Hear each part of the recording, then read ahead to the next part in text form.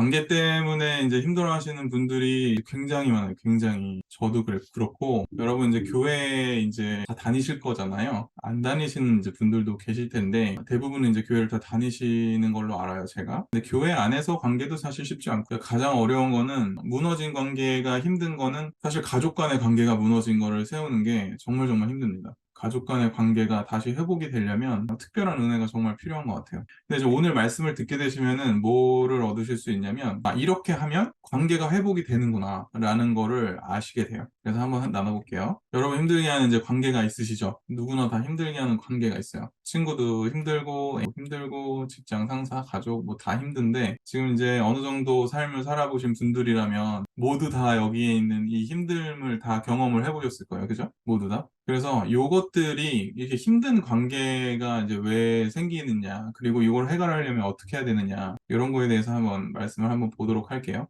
제가 이제 설문조사 결과를 좀 가지고 왔는데, 여러분 관계 때문에 힘든 게 여러분만 겪는 게 아니고 저만 겪는 게 아니고 믿는 사람 안 믿는 사람 다 힘들다는 거예요. 자, 먼저 여기에 있는 거예요. 요거 한번 볼게요. 직장인들한테 겪은 어려움이 뭐냐라고 물어봤을 때 가장 힘든 게 뭐예요? 인간관계가 너무너무 힘들다는 거예요. 두 번째요, 금전 문제는 돈 때문에 힘든 분들이 되게 많거든요. 제 인스타그램에도 금전적으로 힘든 분들이 문의를 많이 주세요. 그런데 사실은 인간관계에 문제가 더 많이 있다는 거예요. 그죠? 여기 밑에 보시면 업무, 인간관계 중에 스트레스가 심한 쪽이 뭐냐? 인간관계 스트레스 너무 심하다는 거예요. 그러니까 이게 참, 이게 좀 역설적인 거죠. 하나님의 형상을 따라서 우리가 지음을 받았는데 분명히 우리가 하나님의 형상을 따라 지음받은 사람하고 사람하고의 관계가 제일 힘들다는 거예요. 원래 좋아야 되잖아요. 하나님의 형상 따라 우리가 지음을 받았는데, 그쵸? 나에게 스트레스를 주는 대상이 그럼 누구냐라고 했을 때, 첫 번째가 직장 동료다. 두 번째가 일상 속의 타인이다. 굉장히, 그러니까 이 지금 세 가지의 여러 가지들 속에서 우리가 이제 봐야 될 거는 뭐냐면, 우리가 살면 살아갈수록 계속해서 이런 어려움들을 겪는다는 거예요. 그러니까 오늘 해결책을 알면은 삶을 살아가실 때 굉장히 도움이 되겠죠? 다 함께 읽어볼게요. 시작. 할 수 있거든. 너희로서는 모든 사람과 더불어 화목하라. 여러분 이 말씀 읽어보신 적 있죠? 이거 가능합니까? 나는 가능하다. 그러면 1 쳐주시고, 좀 힘들다 그러면 2 한번 쳐줘봐 주시겠어요? 나는 모든 사람과 더불어 이 화목한 게 참 괜찮다. 나는 그러면 1. 되게 힘들어 못 살겠다 그러면 힘들어 못 살겠죠. 너무너무 힘든 것 같아요. 근데 할 수 있거든이잖아요. 할 수 있거든. 그럼 그 무슨 말이에요? 하나님이 우리가 할 수 없다는 거를 아신다는 얘기예요. 얼마나 섬세한 하나님이신지 모르겠어요. 그러니까 우리가 할 수 없는 걸 하나님이 알지만 너희들이 할 수 없는 거 내가 알아. 그런데 너희가 화목하려고 그래도 그렇게 노력을 해라 라고 하나님 하시는 거죠. 다음 구절 읽어볼까요? 시작. 나는 너희에게 이르노니 너희 원수를 사랑하며 너희를 핍박하는 자를 위하여 기도하라. 여러분 이건 더 심해요. 지금 첫 번째 말씀은 뭐예요? 이거는 그냥 화목하면 되는 건데 이건 뭐예요? 원수를 어떻게 하래? 사랑하래, 사랑. 여러분 원수 아닌 내 가족도 사랑하기 힘들잖아요. 직장 상사가 원수가 아닌데도 사랑하기 힘들잖아요. 심지어 교회에서 같이 신앙생활하는 동역자들도 말을 이렇게 세게 하고 이러면 정말 사랑하기 어렵거든요. 심지어 가장 큰 문제는 뭐예요? 교회에서 가장 큰 어려움이 올 때 나의 영적인 리더인 목사님이 미워질 때가 있죠. 그러면은 정말 힘들거든요. 신앙생활이 무너지면 우리 같은 사람들은 삶이 무너지는데, 근데 여기 예수님 하신 말씀이잖아요, 이게. 마태복음 5장이니까 지금 산상수훈 설교하시는 중인데 원수를 사랑해라. 여러분 이거 가능하십니까? 저는 불가능. 이게 되면은 제 생각에는 거의 뭐 예수님의 인격 바로 옆에 있는 것 같아요. 세상에서 어려운 게 별로 없는 정도의 아주 훌륭한 신앙의 장성인인 것 같아요. 이것도 힘들어요. 핍박하는 자를 위해서 뭘 하라 그래요? 기도하라 그래요, 기도. 근데 예수님이 우리한테 이렇게 말씀을 하실 때는 이게 불가능하기 때문에 말씀을 하신 걸까요? 가능하기 때문에 말씀을 하신 걸까요? 가능하기 때문에 말씀을 하신 거겠죠. 왜냐하면 예수님이 뭐 허언증 있으신 게 아니잖아요. 그쵸? 예수님이 항상 우리를 사랑하시고 진리만을 말씀하시는데, 여러분 제가 한 분 한 분 얘기해 볼게요. 여러분 이분 아세요? 그 빨간색으로 이름 썼다 그러시는 분 없이 또? 이분 별명이 뭐예요? 이분 별명 아시는 분 있어요? 이분이 나오면 항상 수식어가 따라와요. 뭐가 따라오냐? 사랑의 원자탄이라고 그러는데, 원자탄. 원자탄이 뭐예요? 핵폭발하는 거잖아요. 사랑의 핵폭발, 손양원 목사님. 손양원 목사님 아들이 있었거든요. 두 명이. 아들이 첫째, 둘째가 있었는데, 이제 그 6.25때 이제 막 북한이랑 저희랑 엄청나게 이념 대립을 많이 했잖아요. 6.25 나기 전부터도 계속해서 북측, 남측 해가지고 자유주의 진영, 사회주의 진영 엄청나게 싸웠잖아요. 그때 이제 손양원 목사님의 아들들을 그 북한의 그 좌파 사상에 아주 치우친 청년이 죽였어요. 둘 다. 잘 아시겠지만 손양원 목사님이 근데 이 죽인 범인이 있을 거 아니에요? 범인? 이 범인을 어떻게 했어요? 아들 삼았어요, 아들. 여러분 이게 가능하다고 생각하세요? 그쵸? 예, 아들 삼았어요, 아들 삼았어요. 지금 여러분 이스라엘하고 팔레스타인 전쟁이라고 칭하면 사실 조금 부정확한 거고, 이스라엘하고 하마스하고 전쟁을 하잖아요. 그럼 둘이서 철천지 원수인데 어느 날 미사일이 떨어지면은 아빠가 죽고 친구가 죽고 뒷집 아저씨가 죽고 막 이러는 거예요. 근데 이제 만나가지고 서로가 원수인데 서로를 가족으로 삼아주는 거예요. 뭐 그런 일이죠. 그러니까 지금 손양원 목사님도 사람이잖아요. 그죠? 손양원 목사님이 가능했다면 우리도 가능하다.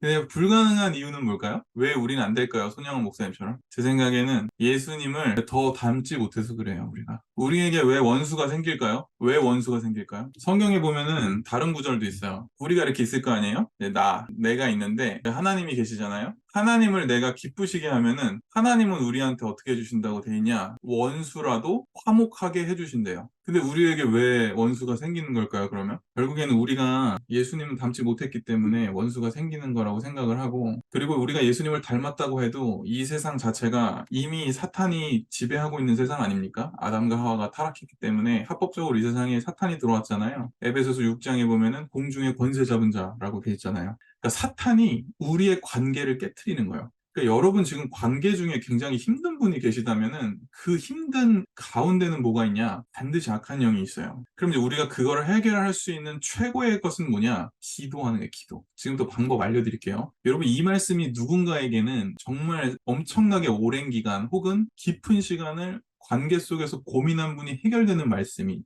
거예요. 네. 제가 생색내는 건 아니고 저는 이제 여러분들이 너무 사랑스럽거든요. 성경 공부하겠다고 돈을 내고, 뭐 그 돈 제가 쓰는 것도 아니지만, 어쨌든 간에 여러분이 하나님을 사랑하는 마음으로 신청을 하신 거잖아요. 알고 싶고. 그러니까 저는 하나님에 대해서 더 소개를 하고 싶은 거죠. 그러니까 이것도 제가 어떠한 금전적인 것들이 아니라 정말로 여러분들의 삶이 행복해지고 하나님 안에서 회복되길 바라는 거기 때문에 정말 진리, 진심을 담아서 전하는 거예요. 그래서 받아들이실 때 성령님, 그러니까 이 시간이 그냥 줌으로 진행되는 시간이라고 생각하지 마시고 하나님, 내 관계의 어려움 속에서 내가 이렇게 행할 수 있게 깨달을 수 있게 이 시간 알려달라라고 이렇게 기도를 하시면서 들으시면 성령께서 또 은혜를 주실 줄 믿어요. 첫 번째 방법이 뭐냐? 기도다, 기도. 자, 한번 읽어볼게요. 같이. 시작. 너는 기도할 때에 내 골방에 들어가 문을 닫고 은밀한 중에 계신 내 누구에게 아버지께 기도하라. 그랬죠. 기도하라. 다시 뒤에 시작. 은밀한 중에 보시는 내 아버지께서 어떻게 하신대요? 갚으신다. 자, 여러분 우리가 신앙생활 하면서 이 기도라는 거를 놓치고 살 때가 많아요. 여러분 하루 중에 기도 얼마나 하십니까? 우리 한번 물어볼게요, 내가. 자, 내가 기도를 하루 중에 10분 이상 한다. 1번 눌러주세요. 10분 이상 한다. 식기도 말고 1번 나는 하루에 10분 이상은 꾸준히 한다. 네. 4명밖에 없으면 어떡해. 다 하셔야지. 일을 지금 못 찾고 계셔가지고 못 누르고 계신 거죠? 자, 30분 이상 하시는 분 있어요? 하루에? 기도를 꾸준히 정해진 시간에 30분 이상 한다. 2. 숫자 2를 눌러주세요. 2. 훌륭합니다. 네, 훌륭해요. 야, 1시간 이상 한다. 3. 1시간 이상 나는 꾸준히 한다. 3. 좋아요. 제가 이거 뭐 아이디를 못 읽겠는데 굉장히 훌륭하신 거고 잘 하고 계신 겁니다. 여러분, 이 기도가요, 무너지잖아요. 관계가 무너집니다. 그걸 아셔야 돼요. 내가 아무리 내가 관계를 회복하려고 애를 쓰고 잘해주고 별 행동을 다 하고 상대방 마음을 돌리려고 해도요, 기도하지 않으면 그 사람하고 관계가 회복이 안 돼요. 왜 그런지 이유를 이제 설명을 드릴 건데, 그 전에 말씀 먼저 한번 보면, 기도할 때 골방에 들어가라고 하잖아요. 이게 무슨 뜻인가? 기도할 때 골방에 들어가고 하는 뜻은 뭐냐면 다른 것을 의지하지 말란 소리예요. 여러분, 이거 진짜 중요하거든요. 내가 내 삶에서 가장 중요한 내 삶의 문제 해결책을 다른 것에서 찾지 말아라. 누구에게요? 마태복음 6장이잖아요. 지금 7장까지 산상수훈이잖아요. 예수님 말씀이신 거잖아요. 예수님이 우리한테 요구하시는 게 뭐예요? 기도해라. 너무 간단하죠. 기도해라. 근데 여러분, 제가 책망을 하는 게 아니고 여러분 기도하셔야 돼요. 네? 기도 안 하면은 성경 공부 해봐야 이게 별 의미가 없어요. 물론 이제 회복되려고 하는 거긴 한데, 제가 이제 여러분들이 이제 사랑스러우니까 제가 얘기해 드릴게요. 오늘 오신 분들만 듣는 거지 뭐. 기도가 이렇게 있단 말이에요. 이게 뭐라고? 기도. 또 하나의 축이 있어요. 신앙에는 이렇게. 이게 뭘까요? 손 퀴즈, 아까 초성 퀴즈.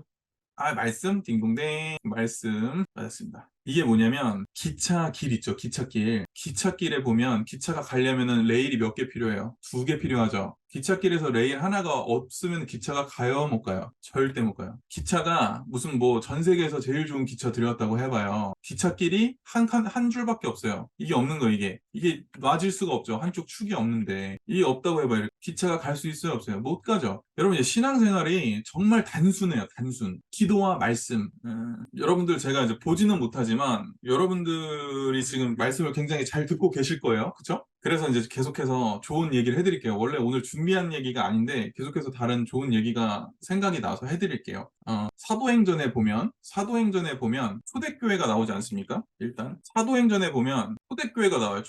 초대교회를 누가 세운 거죠? 12제자. 그 중에 누구? 베드로. 그죠? 수제자 누구예요? 베드로, 야고보, 요한. 우리 교회에서 수제자 누구냐 그랬더니 야고보라고 안 하고 야곱이라고 하더라고. 야곱. 여러분, 야곱은 구약 사람입니다.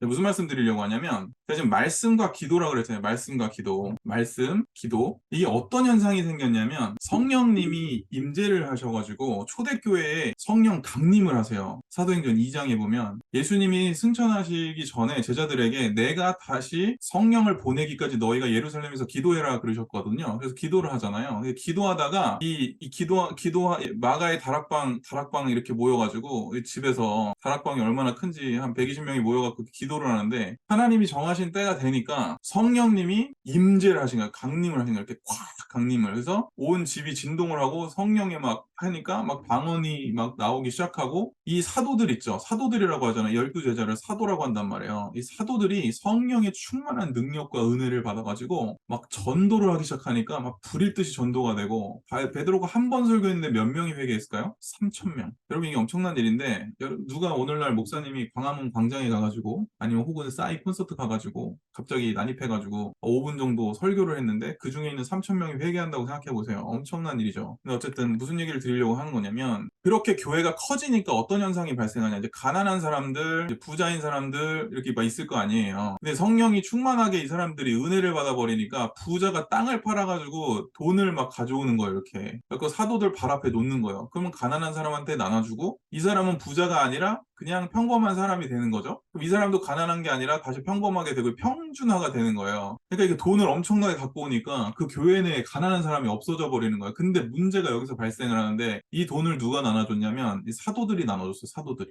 돈 문제가 굉장히 깨끗해야 되잖아요. 근데 이제 사도들이 돈을 나누니까 뭐가 떨어지느냐? 은혜가 떨어지고 성령의 충만함이 떨어져서 사역이 힘든 거예요. 그러니까 이거를 누구한테 맡겼냐? 성령이 충만하고 지혜가 충만한 7명을 택해서 집사 직분을 줍니다. 그죠? 아시는 분도 있고 처음 듣는 분도 계실 텐데, 처음 들으면 안 되는데 이거. 7집사를 세워가지고 그 중에 굉장히 유명한 집사님 한 분이 있어요. 돌에 맞아 돌아가신 분. 이름 아십니까? 초성 퀴즈 한번 해볼까요? 초성 퀴즈. 미에자네. 맞아요. 스데반이죠, 스데반. 훌륭합니다. 스데반 집사님이 순교하시잖아요. 근데 이제 제가 계속해서 지금 말씀드린 게 뭐냐, 우리가 지금 여러분들 우리 인생은요, 이 땅이 저주를 받았잖아요. 그렇기 때문에 계속해서 일을 하지 않으면 우리는 굶어 죽어요. 땅이 엉겅퀴를 내잖아요. 그 선악과 따먹지 말아야 되는데 그거 따먹어가지고 타락한 세상에 살고 있는 거 아닙니까? 그게 무슨 얘기냐면, 계속해서 우리는 뭘 할 수밖에 없어요? 일, 노동. 이거를 하게 되면은 뭘 놓치는 거예요? 지금 사도들이 뭘 놓쳤어요? 돈 나눠주다가 말씀과 기도. 이게 없어. 이거를 소홀히 하게 되니까 결국 어떻게 돼요? 본질인 삶이 무너져 버리는 거야. 삶이 이렇게 무너져 버리는 거야. 콱콱콱콱콱 뭐 때문에 결국에는 내가 잘 먹고 잘 살려고 내가 열심히 일하고 노동하려고 어떻게든 해봤는데 결국에는 말씀과 기도가 줄어들게 되면서 결국에는 이게 전체를 다 무너뜨리는 거예요. 그러니까 균형이 깨지는 거죠. 그러니까 관계의 비밀에 대해서 얘기를 하고 있는데 지금 신앙적인 얘기를 제가 지금 계속해서 하고 있는 거예요. 그래서 유명한 말을 합니다. 사도들이 뭐라고 해요? 우리가 뭐와 뭐에 전무하겠다 그래요? 말씀과 기도. 전무하겠다. 개역 한글에 전무하겠다 나와요. 전혀 힘쓰겠다 이 소리예요. 그러니까 내 삶의 모든 것을 다 집중해가지고 우리는 이제부터 말씀과 기도만 한다. 딴 거 안 한다. 이 얘기예요. 교회에서 돈 나눠주는 건 7집사님이 하고 우리는 말씀 전하고 기도하는 것만 한다. 그러니까 그때부터 교회가 엄청나게 또 흥왕하기 시작해요. 그러니까 제가 이 얘기를 왜 드릴까요? 여러분의 삶에서 말씀과 기도가 무너지면 여러분 삶의 문제가 풀려요, 안 풀려요? 안 풀려요. 절대 안 풀려요, 절대. 그러니까 제가 인스타그램을 하게 된 이유가 뭘까요? 이거 안 되니까 이거 되게 하려고. 예수 믿는 사람 중에도 얼마나 불행하게 사는 사람들이 많습니까, 여러분? 그죠? 나는 예수님 믿는데 내 인생 왜 이러나 이런 생각 해보신 적 없어요? 저는 많이 했어요. 엄청나게 많이 했어요. 결국에 뭐가 무너져서 그런 거예요? 말씀, 관계도, 말씀, 기도가 무너지니까 관계도 무너지는 거예요. 뭐도 무너져요? 재정도 무너지는 거예요. 결국엔 뭐도 무너져요? 내 영혼도 무너지는 거예요. 그럼 말씀, 기도가 회복되면 뭐가 회복돼요? 관계 회복돼요. 말씀, 기도가 회복되면 재정 회복돼요. 말씀, 기도 회복되면 뭐 회복? 영혼 회복돼요. 그러니까 결국에 어떻게 돼요? 맨날 그냥 이렇게 살다가 이렇게 그냥 죽을 상 해가지고 이러고 살다가 맨날 힘들다고 울고 이러고 살다가 어떻게 되겠어요? 웃는 거지. 웃으면서 지내는 거예요. 웃으면서. 갑자기 막 기뻐지는 거예요. 내 삶의 문제는 똑같은데 막 기쁨이 흘러 넘치는 거예요. 교회에서도 여러분 이제 신앙생활 하시면서 보시면 야, 저 사람은 왜 이렇게 계속 웃고 다니냐 이런 사람이 있으실 거예요. 왜 그러냐면 말씀과 기도가 늘 그 삶 속에 들어있는 거예요. 그러니까 여러분 이 말씀과 기도를 절대로 놓치시면 안 됩니다. 아시겠죠? 계속해서 얘기해 드릴게요. 지금 예수님이 말씀하시는 이 첫 번째가 뭐냐? 기도할 때에 골방에 들어가라. 골방에 들어간다는 것은 기도에 집중하라는 얘기고 다른 어떤 것에 첫 번째가 다른 것에 희망이 없다는 것을 너희가 알아야 된다라고 말씀하시는 것이고 두 번째는 뭐예요? 세상을 차단하라 이 소리예요. 세상을 차단하라. 그렇게 됐을 때 하나님을 깊이 만날 수 있기 때문에 우리에게 이걸 알려주시는 거죠. 그러니까 문을 닫으라 그러잖아요. 이게 뭐 진짜 방문 열고 닫고겠어요? 집에 뭐 혼자 사는 사람은 그러면은 뭐 방문 닫고 기도하면 하나님 만나고 뭐 안 닫으면 못 만나고 뭐 이런 거 아니잖아요. 그러니까 무슨 얘기냐면 우리의 온 관심을 주님께 집중하는 시간을 가져라 이 소리인 거예요. 그러니까 여러분이 기도를 할 때 핸드폰 계속 만지작거리면서 기도하면 안 되는 거죠.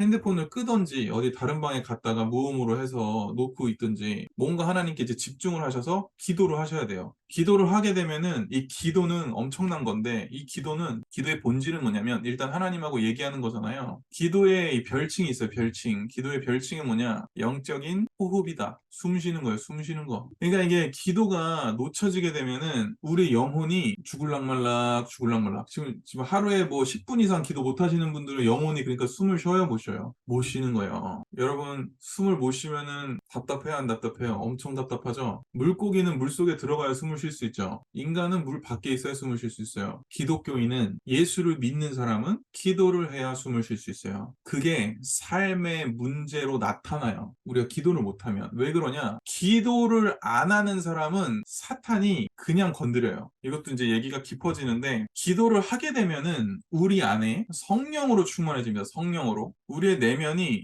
성령으로 충만해져요. 성령으로 이렇게 거룩한 영인 성령으로 기도하면 충만해지기 때문에 사탄이 이렇게 보면 보일 거 아니에요. 얘네들 영적인 존재니까 이렇게 띠디디디 보면 야 얘는 성령 충만하니까 못 건드리겠다. 그리고 이 성령이 우리 삶에 계시면 우리의 삶을 이렇게 보호해 주시는 거란 말이에요. 그러니까는 이 사탄이 우리의 삶의 관계, 재정, 모든 건강 이런 걸 무너뜨릴 수 없는 거죠. 기도가 무너지면 이렇게 무너진다고 생각하시면 아무것도 없는 거예요. 그러니까 여러분 에베소서 6장에 읽어보시면은 영적인 전쟁에서 승리하기 위해서 뭘 입으라고 돼 있어요? 성령의 무슨 갑주? 전신갑주. 요거를 입으라. 그렇지 않으면은 마귀와의 전쟁에서 이길 수가 없다. 이 얘기를 하는 거예요. 다시 이제 관계로 돌아가서 우리가 기도를 여러분 놓치면은 이거 진짜 뻔한 얘기잖아요. 목사님들한테 왜 고민 상담하면 기도하세요 이러잖아요. 그게 그냥 근데 뭐 그 얘기가 아니라 조금 더 진심 어리게 해주실 수도 있겠지만 어쨌든 해답이 그거긴 해요. 사실은 이게 그냥 굉장히 냉정하게 생각하면 우리가 핸드폰 하는 시간만큼 우리가 기도하잖아요. 제가 봤을 때는 삶의 기적이 그냥 일어납니다. 여러분이 유튜브 보고 인스타그램 하는 시간에 기도하잖아요. 그러면은 제 생각에는 아마 영적인 세계가 열려서 막 천사 날아다니는 게 보이고 막 이러지 않을까 싶어요. 그렇게 기도하기 힘들죠, 사실은. 네, 저도 그렇게 기도하기 힘들고. 네, 중요한 얘기를 해드릴게요. 자, 문제 나갑니다. 문제.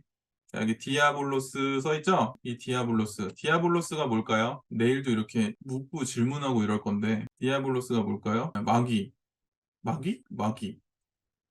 마귀일까요? 아, 여기 컨닝했지, 컨닝. 여기 막 있어가지고. 그죠? 예, 생긴 것도 좀 마귀같이 생기고 천사는 아닌 것 같고, 그죠? 맞아요. 마귀예요, 마귀. 마귀가 헬라어로 디아볼로스입니다. 여러분, 이거 제일 중요한 건데 꼭 기억하세요. 디아볼로스가 합쳐진 거예요. 디아는 뭐냐면, 무엇 무엇의 사이라는 뜻이에요. 볼로스는 뭐냐? 벌어지게 하다 이 뜻이에요. 그러니까 마귀의 본 역할은 뭐냐? 우리 사이, 하나님과 우리 사이를 벌어지게 만드는 자. 그리고 우리 가족 간의 관계를 벌어져서 끊어지게 만드는 자. 우리가 사랑으로 살지 못하게 관계를 깨트리는 자. 그래서 보세요. 사탄이 제일 처음에 창세기에 나타나서 한 짓이 뭐예요? 하나님하고 아담과 하와 사이를 어떻게 해요? 이간질 시키잖아요. 선악과 이렇게 있는데 분명히 아담한테 따먹지 말라 그랬거든요. 하나님이. 근데 하와한테 가가지고 하와가 이렇게 다니고 있으니까 하와한테 딱 가가지고 뭐라 그럽니까? 야 하와야 하나님이 이거 따먹지 말라 그러디? 그러니까는 하와가 글쎄 그 따먹지 말라고 한 것 같기도 하고 안 갈 것 같기도 하고 잘 모르겠네. 뭐 이런 식으로 얘기했잖아요. 분명히 따먹지 말라고 했다. 절대 안 된다. 이렇게 해야 되는데 사탄은 그 틈을 비집고 들어가는 거예요.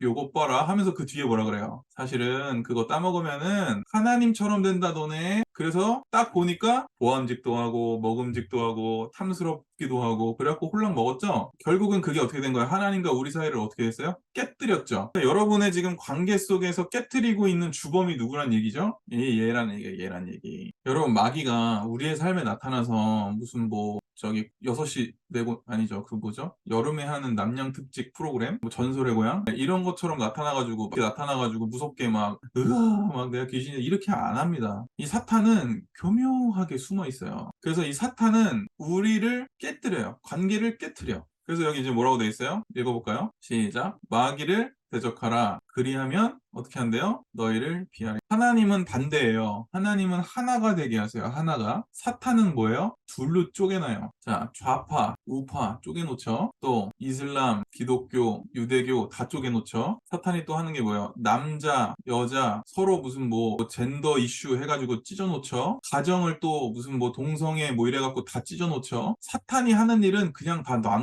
쪼개버리는 거예요. 하나님으로부터 분리시키고 우리가 사랑으로 사람들끼리도 하나 되지 못하게 분리시키고 관계 속에서 문제 해법은 사실은 이 악한 사단이 우리의 삶에 어디에 침투해 있는지 어떤 경로로 들어오는지를 알아서 기도로 내쫓아야 되는 거예요. 그러니까는 기도가 너무너무 중요한 거예요. 기도하지 않으면 사탄을 이길 수 있습니까? 절대 이길 수 없어요. 절대로 사탄을 이길 수가 없어요. 기도하지 않으면. 왜 그러냐면 왜 그런지 잠깐 설명을 드릴게요. 인간 있죠. 우리 인간은 어떻게 되어 있냐? 영혼과 굉장히 중요한 얘기입니다. 영혼, 육으로 구성이 되어 있어요. 근데 보통 이제 구분을 할 때 영혼과 육으로 이제 나눠서 이분법으로 이제 설명을 해요. 근데 이제 기능을 설명할 때는 세 개를 설명을 해요. 육신의 기능이 뭐냐? 자, 겨울에 춥죠? 추워요, 더워요, 배고파요, 또 졸려요, 또 맞으면 아파요, 넘어져도 아파요, 뭐 이런 거. 육신의 기능. 혼적인 기능은 뭐냐? 희, 노, 애, 감정을 느끼고 어떤 일을 선택하고 또 계획하고 판단하고 이런 것들 있죠. 이게 혼적인 기능. 영적인 기능은 뭐냐냐? 하나님을 이렇게 씁니다. 하나님을 이렇게 번데기로 표시를 해요. 이거 모르시는 분들이 계실 텐데 요거 왜 그러냐면은 이제 그 히브리어로 하나님을 데오스라고 해요. 데오스. 그래서 약자, 하나님의 약자 앞에를 이렇게 떼어갖고 하나님이라고 하는 거예요. 이 하나님과 영적인 기능은 뭐냐? 교통하는 기능을 해요. 자, 지금부터 설명해 드릴게요. 자, 그러면 왜 마귀를 우리가 못 이기느냐? 아담과 하와 때 타락하면서 영적인 아파, 기능이 아프냐나. 상실돼 버렸어요. 우리가 그렇게 응? 태어나요. 그래서 지금 여러분 지금 하나님 막 잘 느끼고 하나님 얘기 들리고 막 이런 사람 별로 없으시죠? 이게 성령을 체험하고 이게 우리가 개발이 되면서 그것들이 이제 회복이 돼가는 거예요. 자, 문제는 뭐냐? 영적인 것이 혼적인 거를 지배하고 혼적인 것이 육적인 것을 지배하거든요.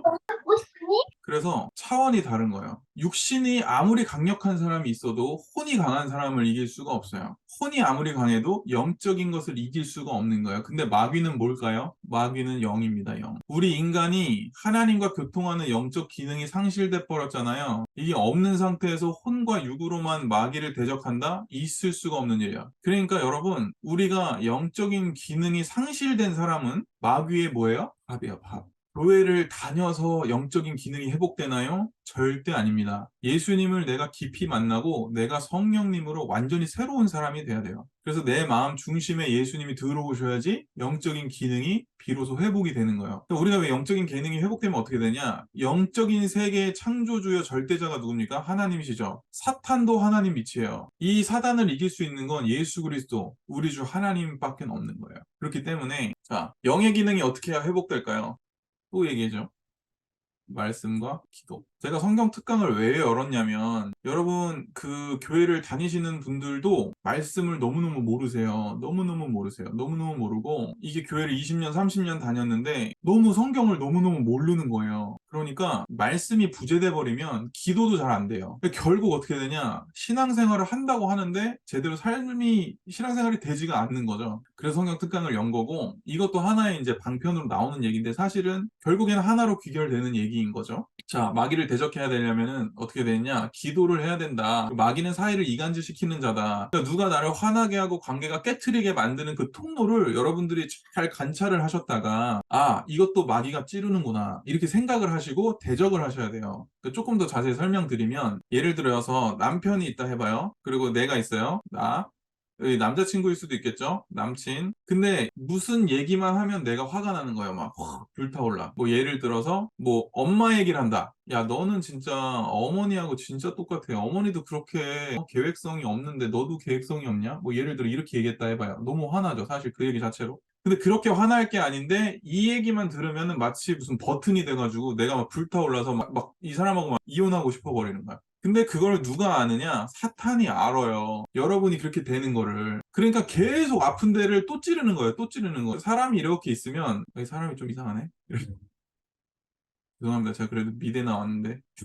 여기가 이렇게 약점이 있으면 여기를 계속 찔러요. 그러니까 성령의 전신갑주를 입는다는 얘기가 뭐냐? 내가 기도를 함으로 깨어 있으면요. 이렇게 찔릴 때, 아, 마귀가 찌르는구나. 이걸 알아요. 이걸 알아. 그래서 이거를 능히 대적하게 되는 거예요. 근데 말씀과 기도가 부재되어 있고 1시간에 10분 기도하는 것도 힘들어서 비실비실거리고 영적으로 막 죽어가는 사람이면 이게 영의 기능이 회복되기는커녕 영적으로 나 혼자 살기도 힘든 상황이면 마귀를 이길 수가 없죠. 그러니까 관계가 다 무너져 버리는 거예요. 관계뿐이 무너지겠어요? 재정부터 시작해서 그냥 삶 자체가 무너져 버리는 거예요. 근데 반대로 말씀과 기도가 충만하면 관계는 저절로 회복됩니다. 저절로. 정말 그래요. 자, 두 번째. 말씀과 기도에 대해서 말씀을 드렸고, 그 다음에 이제 뭐냐? 용서하셔야 되는데, 용서.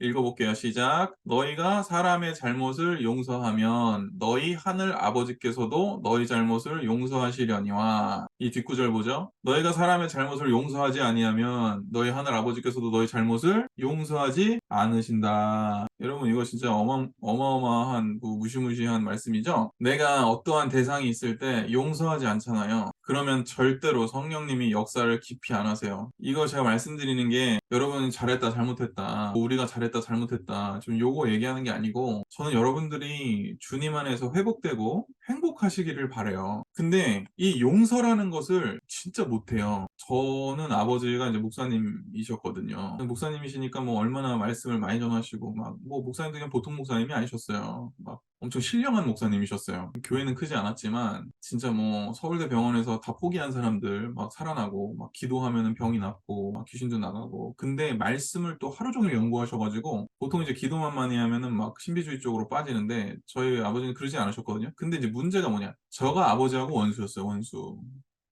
아버지하고 같이 밥 먹는 것도 싫었습니다. 용서가 안 되는 거예요.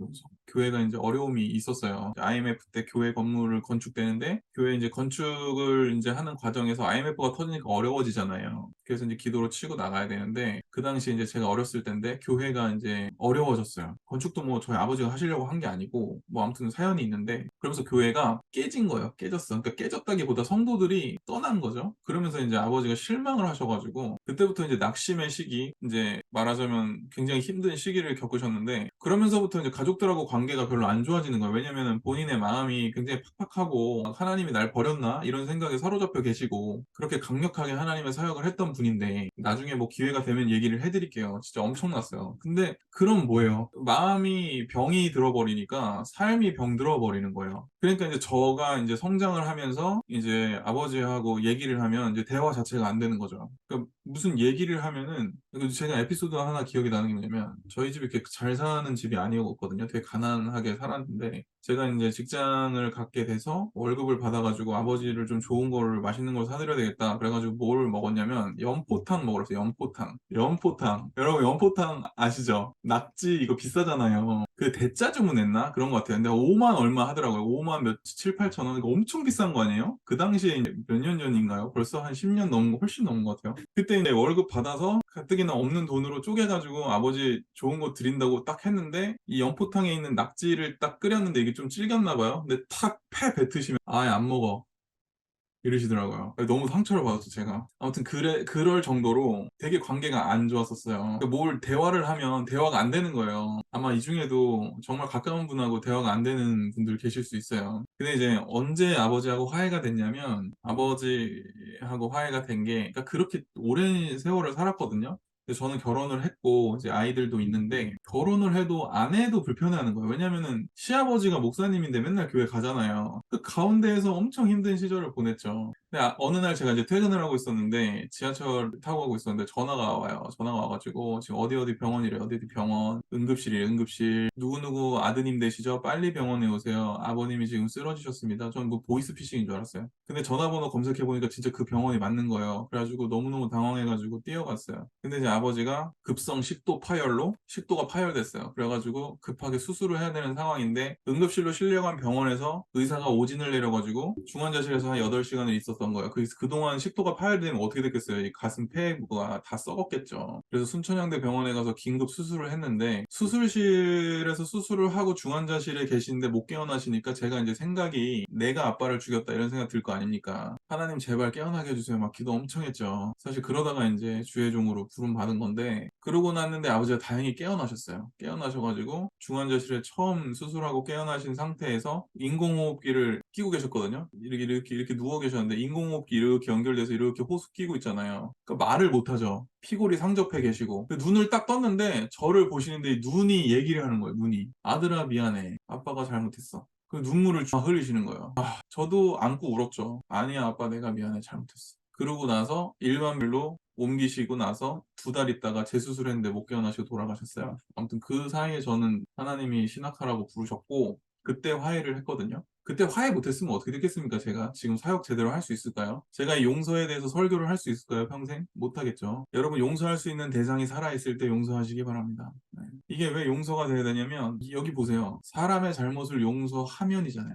단서가 있어요. 하면 나도 용서한다. 근데 하나님이 용서해주기 싫어서 이렇게 얘기했을까요? 그게 아니에요. 용서는 누구를 위해서 하는 거냐면 나를 위해서 하는 거예요. 여러분, 제가 여러분들이 너무 사랑스럽기 때문에 계속해서 얘기하는 건데, 여러분 용서를 못하시고 매여 계시는 거, 그것도 또한 우리가 속고 있는 거예요. 누구에게? 사단에게. 이게 용서를 못하면 나는 이 사람을 절대 용서 못해 하면서 그 용서를 못하는 감정에 휘감겨 있거든요. 그리고 원망 불평을 계속하게 되는데, 원망 불평은 어느 쪽이에요? 사탄 쪽이죠. 이게 항상 이상하게 이분법적으로 가요. 원망 불평 반대쪽으로 오잖아요. 여기는 하나님 계시고, 하나님 쪽은 뭐예요? 용서, 사랑. 여기 또 뭐가 따라오냐면 평화가 따라와. 평화요. 여기는 두려움이 따라오고요, 불안이 따라옵니다. 그러니까 여러분, 지금 관계가 깨지신 분들은 지금 삶 속에 안 봐도 뻔해요. 두렵고 원망 불평 불안이 가득하실 거예요. 근데 이걸 왜 용서를 하라고 하냐면, 일로 오는 지름길이에요. 용서가 굳이 내 삶이 용서가 있으면 사랑과 평화와 하나님과 관계가 회복이 되는데, 요거 안 할 이유가 없죠. 근데 안 하게, 못하게 한다니까요. 어떻게 용서해요? 라고 하는데, 여러분, 용서 안 해서 내가 결국에는 주님 앞에, 주님이 날 용서 안 해주시면 어떡해요? 그리고 용서는 축복의 비결이기도 합니다. 꼭 용서를 하셨으면 좋겠어요. 용서는 3가지가 있습니다. 3가지. 용서는 3가지가 있는데, 먼저 생각으로 용서하기를 선택하세요. 해야 돼요. 그러니까 용서가 안 되는 분들에 대한 얘기예요, 이거. 그러니까 용서를 하려고 처음에 용서가 안 되잖아요. 내가 머리로는 아는데 마음으로 안 되잖아요. 그럼 어떻게 되면 내가 생각으로 하나님 내가 용서하기로 선택합니다. 이건 할 수 있잖아요. 그 다음에 어떻게 하냐? 마음은 안 되는데 입술로 내가 하나님 상대방을 용서합니다. 라고 고백하는 거예요. 기도할 때. 그 다음에 어떻게 하느냐? 계속 그렇게 기도하고 하나님이 의지하고 나가다 보면 하나님이 용서하도록 도와주세요. 그럼 나중에 어떤 마음이 드냐면 이 사람이 불쌍해져. 이 사람이 엄청나게 불쌍해지기 시작하면서 미움이 사라집니다. 긍휼한 마음이 들어오면서 그렇게 되면 관계가 회복이 돼요. 점점. 자, 그리고 이거는 이제 말씀에서 우리에게 주는 꿀팁인데 한번 읽어볼게요. 시작. 내 원수가 줄이거든 먹이고 목마르거든 마시게 하라. 그리함으로 내가 숯불을 그 머리에 쌓아 놓으리라. 자, 이게 무슨 얘기냐면 내가 싫어하는 원수가 있잖아요. 그 사람의 필요를 채워주란 얘기예요. 이거 진짜 기가 막힌 원수 갚는 방법입니다. 웃기죠? 그리스도인들이 원수 갚는 방법 뭐예요? 원수의 필요를 채워주는 게 원수 갚는 거예요. 이게 선으로 악을 이기는 거예요. 여러분 이거는 정말 이거 정말 귀한 얘기인데 제가 간증 하나 할게요. 뭐냐면 제가 회사에 있을 때 저를 정말 말도 안 되게 아무 이유가 없는데 싫어하는 사람이 있었어요. 그냥 이유 없이 싫어해요. 이유 없이 싫어하고 출근하면은 막 눈으로 막 옆으로 막 흘깃흘깃하고 들으라는 식으로 막 욕하고 뭐 저런 식으로 하니까는 뭐 저렇지 막 이러면서 엄청 핍박을 하는 거예요. 굉장히 힘들었죠. 굉장히 힘들고 기도하는데 이 구절이 딱 보이는데 내가 이 말씀을 따라 살고 싶은데 따라 살 힘이 없는 거예요. 하나님, 나는 정말 주님 말씀대로 살고 싶은데 그럴 힘이 없습니다. 그런데 말씀대로 순종할 기회가 있으면 순종하겠습니다. 이제 그랬어요. 근데 어떤 상황이 발생했냐면 이 사람이 저를 괴롭히는 사람이에요. 이 사람이 혼자 야근을 하게 되는 상황이 생겼어요. 근데 저는 무슨 일이 있어가지고 나갔다가 다시 회사에 들어왔는데 이 사람이 여전히 야근을 하고 있는 거예요. 근데 제가 이제 그냥 물어봤죠. 아유, 아직도 야근하시네요. 그러니까 이 사람이 뭐라고 하냐. 아우, 그러게요. 너무 배가 고프네요. 밥도 못 먹고 일하네. 이러는 거예요. 그래서 제가 얼른 나가서 편의점에서 햄버거 있죠. 1,500원, 2,000원 하잖아요. 그거 하고 콜라 캔 하나 하고 사가지고 갖다 주면서 아유 밥도 못 드셨는데 이거 드세요 하고 주고 저는 이제 집에 왔어요. 근데 이제 신기한 게 뭐냐 그 다음날부터 이 사람이 저한테 대하는 태도가 180도 바뀌었어요. 180도 정말로 오히려 저에 대해서 좋은 얘기를 하고 다녀요 사람들한테. 제가 진짜 깜짝 놀랐어요. 그 말씀을 실제로 체험을 한 거죠. 숯불을 그 머리에 쌓아 놓으리라. 그러니까 나를 미워했던 사람인데 이 사람이 이제 제정신이 박혀 있는 사람이 내가 자기한테 잘해주는 거에 대해서 부끄러움을 느끼는 거예요. 그러니까 그 부끄러움을 느끼면서 이 사람이 나한테 행동과 습성이 바뀌는 거예요. 그 사람 예수 믿는 사람도 아니었거든요. 저는 이게 선으로 관계를 회복하는 가장 좋은 방법이라고 생각을 합니다. 자, 읽어볼까요? 시작. 사랑하는 자들아, 만일 우리 마음이 우리를 책망할 것이 없으면 하나님 앞에서 담대함을 얻고 무엇이든지 구하는 바를 그에게서 받나니 이는 우리가 그의 계명을 지키고 그 앞에서 기뻐하는 것을 행함이라. 여러분 이게 비밀입니다. 비밀. 말씀의 비밀. 엄청난 비밀. 누가 들으면 이게 무슨 비밀이야. 뭐 그냥 말씀이지 뭐. 뭐 이렇게 생각할 수 있는데요. 말씀은 진실로 그렇게 되니까 그것이 진리이고 그것이 하나님이 우리에게 계시해 주신 말씀이 되는 거잖아요. 그게 거짓말이면 우리가 믿을 필요가 없죠. 말씀을 믿고 그대로 이루어질 줄 알면 되는 건데 이 말씀 보세요. 사랑하는 자들아. 우리 마음이 우리를 책망할 것이 없으면 제가 아까 말씀드렸죠. 뭐예요? 첫 번째 말씀, 기도. 두 번째 뭐였죠? 용서. 세 번째, 먼저 필요를 채우라. 원수의 필요를 채우라. 이게 무슨 얘기죠? 다른 얘기로? 사랑으로 갚아줘라 이 얘기잖아요. 자, 내가 관계에 있어서 삶에 있어서 하나님과 말씀으로 가까워지고 기도로 가까워지고 나 마음에 용서를 다해서 이제는 원수도 없고 심지어 나에게 잘못하는 사람을 사랑으로 다가가고 근데 무슨 책망할 게 있습니까? 우리 마음에? 예수님대로 살아가는데요. 그러면 담대함을 얻는데요. 하나님 앞에. 그래서 나아가면 뭐든지 구해라. 그에게 다 받는다. 이거 요한이 한 얘기입니다. 예수님의 그 세 명의 제자 있죠? 수제자, 베드로, 야고보, 요한계시록 쓴 그 요한. 우리가 그의 계명을 지키고 그 앞에서 기뻐하는 것을 하기 때문에 주님이 우리의 삶도 모든 원하는 것을 들어주실 정도로 우리를 그렇게 기도에 응답하신다는 거예요. 그러니까 결국에 관계의 설교로 시작했지만 관계의 말씀으로 시작했지만 끝맺음은 뭐죠? 우리의 삶의 모든 문제가 해결되는 비결에 대해서 말씀을 드린 거예요.